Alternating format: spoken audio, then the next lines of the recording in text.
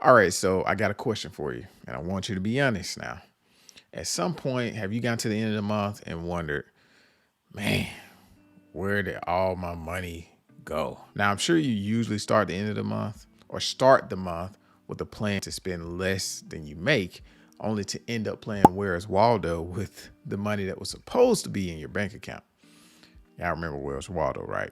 Now, I ain't gonna lie to you, that is stressful. I've been there a few times myself, and that level of anxiety is not something that I miss, to say the least.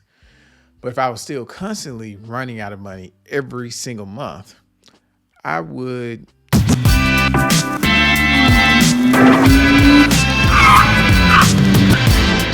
You have reached your financial destination.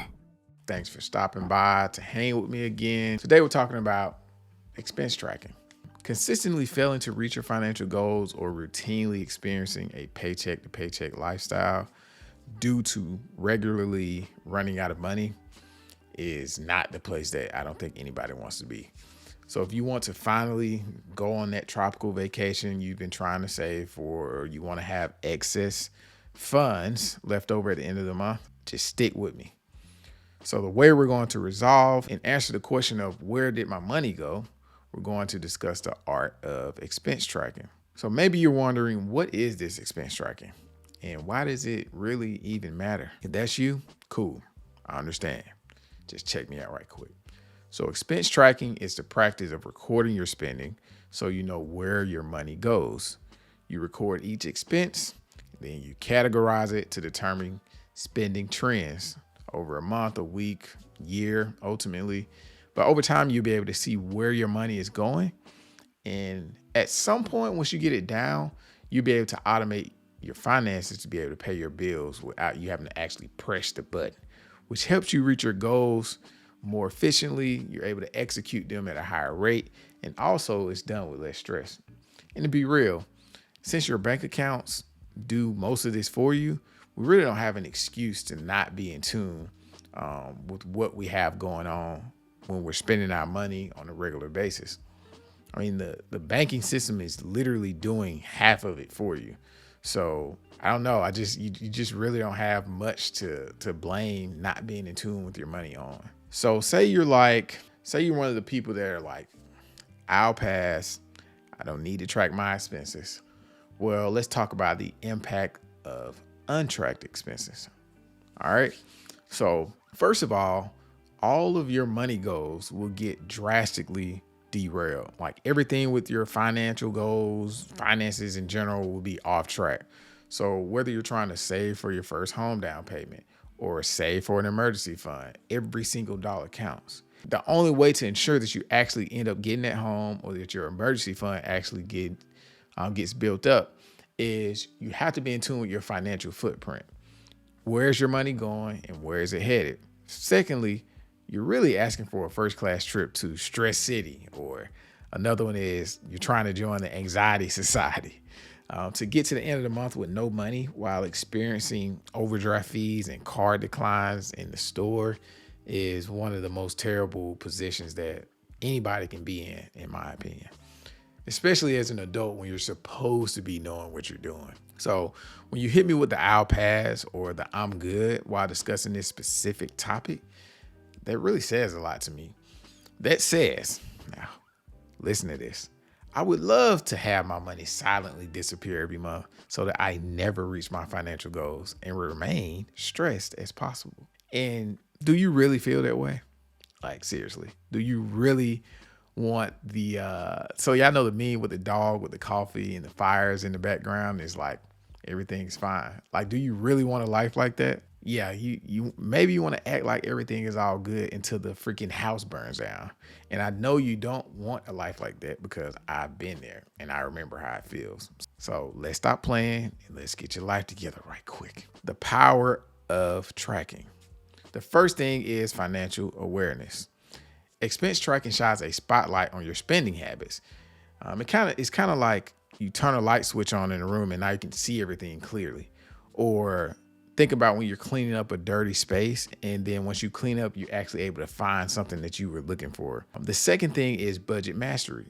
With expense tracking, you become the master of your budget. There's no more guessing games or crossing your fingers and hoping for the best. No one wants to leave financial well-being up to luck. So budget mastery will help you know exactly where every dollar is going. And then also you can make the best and most informed financial decisions. So next thing is goal execution. When you deduct all of your lifestyle expenses from your income, the goal is to have money left over for attacking your goals.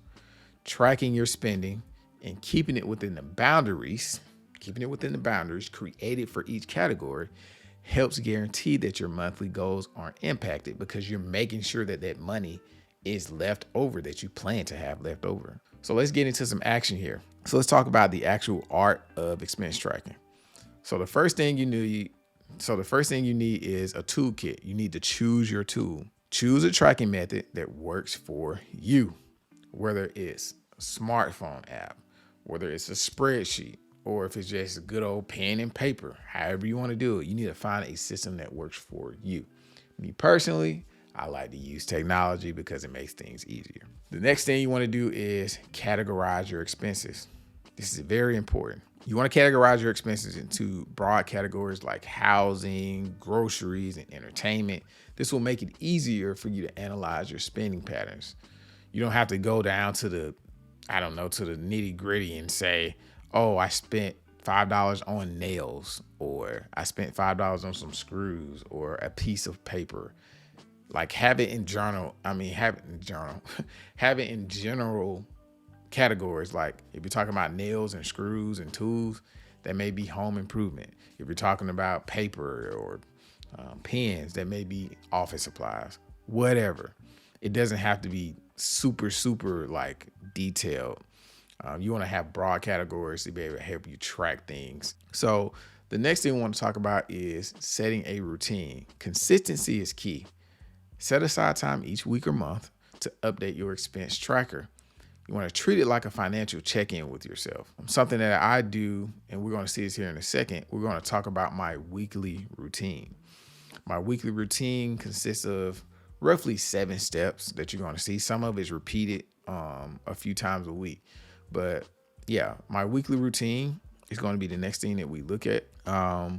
So bear with me, and then I'm going to show you guys a glimpse of what the budget features look like within my online banking system with my bank. All right, so hold on. All right, let's see here. Let's do this.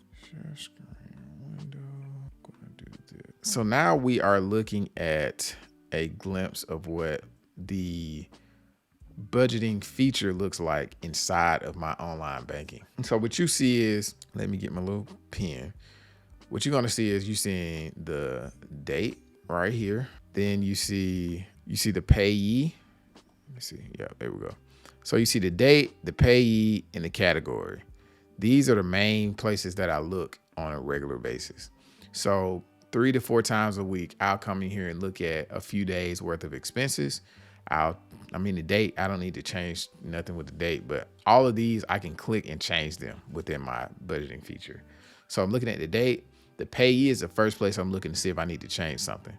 So for instance, if this Cash App just comes in as Cash App and I don't know what it is, then I'll go in and put like here, I put Cash App -barbershop, just so I know what that was. And then also look at the categories right here. So say for instance, this Whataburger, say if it was groceries at first, and I'm like, hey man, it's wrong. You need to change it to fast food or change it to eating out. The reason you want to update these categories is because the technology compares whatever categories you have listed to your budget that you've set up. So and you'll see in the next step, I download these into a CSV file or an Excel file, and it gives me these 4 columns: the date, the payee, which is the vendor, the store you shopped at, the category, and then the amount. All I do is copy, I do another review of those just to confirm everything's good. I copy and paste those into my money roadmap. My money roadmap worksheet is in the description below for you to download if you need to use something to plan your money and to track your money. It does both. So on the left side, it's a planning side, and on the right side is a tracking side. So we're going to look at the tracking side here in a second. But back to what we're looking at right now. So I review the payee, I review the category, and if any corrections are needed, I do that. And then I also check out the amount for each transaction. So like say for instance, if I went to Whataburger and it said $200, that would turn up, like that would be like, hold on, like what's going on? That would be something I need to end up looking into. So those are the 4 things I check. After I check them and make sure everything is right inside of my budgeting feature in my online banking, what I end up doing is I go and I export it to a CSV file. It spits out those 4 columns with the date, the payee, the category, and then the amount. And what I end up doing is, and we're going to talk about my routine here in a second, but what I end up doing is I'm going to share my screen to another view.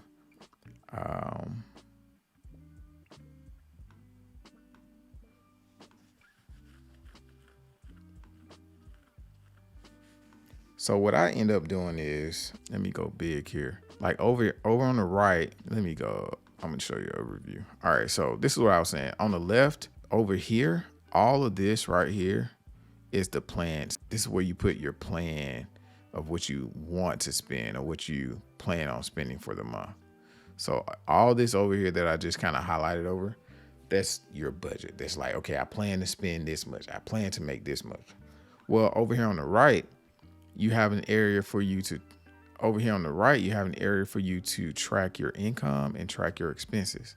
So for example, over here, I just put in a few so we can look at it. So if you don't have the budgeting feature in your bank, then I would just literally come in here and type out like, okay, if I'm just looking at a few days, it'll probably take me 10 minutes each time I do this whole routine to do this part.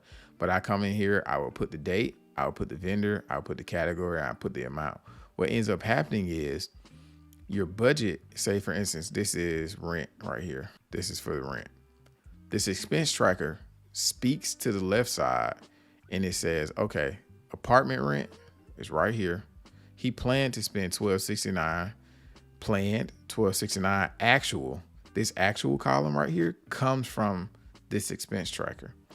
So before I put the expenses in the expense tracker, the actual for rent was 0. Now that I put it in, it changed to $1,269. And matter of fact, let me go over here and I can show you when it changes. If I change it to $1,300, the actual changes to $1,300, and then my remaining column tells me, oh, you spent $31 over. Like this is, I've seen way more elaborate spreadsheets and way more elaborate worksheets, but for me, when I created this, I just needed to see what I plan on spending, what I actually spent, and then the difference between the two. So once you start putting the stuff in here, it'll kind of start giving you alerts by turning red if it's over what you plan. It'll start basically making you aware of the spending that you're doing on a monthly basis. So here's another one. We would just say, for instance, the gym membership ended up being $175 for the month. Well, here's gym membership right here. Your budget, you had $150 and you ended up spending actual. You see the actual column, planned was $150, actual was $175, you $25 over. So you got to figure out how to make up for that some way. So at the end of the day, the goal is to make a plan and then keep up with your spending to track against the plan. And that's how I do it. So we're going to talk about my routine right quick. And I think, I can be down here at the bottom. What it do, man? So the first thing I do, I open my budgeting routine, right? And actually, what I wanted to share with you guys is like how long it actually takes to do this. So we just went through my routine and this is the steps, just so you can see visually. So the steps of my routine is step 1, I open my budgeting tool. It takes about 10 seconds, 30 seconds. And that's my money roadmap. I'm looking at it. After I open it, I look at it to review for my planned expenses, which takes about 2 minutes. For the week, I look at my expenses for the week. I open my bank account app. That takes about 1 minute. And then I'm checking for my expense categories being correct. That takes about 5 minutes. And then ideally what I do is I'll do steps 1 through 4. I'll do those 3 to 4 times a week. If I'm really like trying to be on my toes, I'm doing it every day. But yeah, so I end up doing that step 3 to 4 times a week. And then step 6 is at the end of the week, I end up copy and pasting the transactions from that previous week, copy, paste them into my worksheet. And then it starts telling me like what I spent over on, what I'm saving on, and stuff like that, to the point where now I'm able to see like the actual places that my money is going. I'm able to see what I'm actually doing. It's not just some fantasy or something like, oh, I think I spent this much. So like when you get to the end of the month and you had that question of, man, where did all my money go? Well, here it is. You actually have where your money went. So now you can make changes the next go around. It doesn't have to be this guessing game. In the least, it does not have to be a guessing game at all. So we're talking about 3 to 4 times a week. We're talking about 7 minutes. So that's about 30 minutes for the 3 to 4 times a week. And then that weekly download, copy and paste, and then reviewing or comparing the plan versus actual, that's another like 15 minutes. So we're really talking about 45 minutes spanned over an entire week to stay in tune with your finances, to stay in tune with where your money is actually going. So I think that the trade-off of 45 minutes spanned across 7 days, and when you want to average that, it's like 6 minutes a day. I think the sacrifice, the time trade-off for having awareness around your spending and around what you're doing with your money, I think that is not comparable at all. I think that it's worth it like 100 times over. So yeah, man, I just wanted to get on here and talk about expense tracking, which is what I call, so the budgeting is one aspect of things, which is, if you look at one of my last video, or one of my videos, it was a budget workshop. So that side of things is the planning. This side of it is the actual part where you compare against the plan. I kind of look at them like they homies. So budgeting and expense tracking, they go together. Past homies, they might as well be bride and groom. They might as well be married, because doing one without doing the other, it just doesn't have the best effect. So now that you heard me talk it and you seen me do it, now it's time to take some action. Like to experience change, you got to make a change. And we have about 2 weeks left in the month. And if you can get your system down before the next month comes around, I promise you that over the next few months, your life will become progressively better regarding your finances. I appreciate y'all for checking in with me. And I really want to just help people prevent from getting to the end of the month and having to make transfers from one account to the other, racking up more debt by using credit cards because they ran out of money, having to borrow from family or friends, or the worst one is having to get a payday loan, or what are those places called, like a check cash in place that's charging you like 35-50% interest on the money that you're trying to borrow. And this is for those that have the money but are poor money managers. They just end up spending just freely as they want to be. Get to the end of the month and they're looking surprised, like, man, I thought I was gonna be good. I thought I was gonna have some money left over, and they didn't. So yeah, if you made it this far, the options we just talked about with the transfers and the credit card, like increasing your credit card debt or borrowing, those options should be removed from your choices. Now you're equipped with the knowledge and an example of a routine that it takes. You have a toolkit to improve your financial management. So hopefully with all of the info we discussed today, you'll hit the like button, you'll hit the subscribe button, and you'll hit the notification bell for when new videos drop. If y'all got questions, you can hit me up. I'll be in the comments. If you message me, if you find my email, hit me up on my email. I'm here. See y'all on the next one.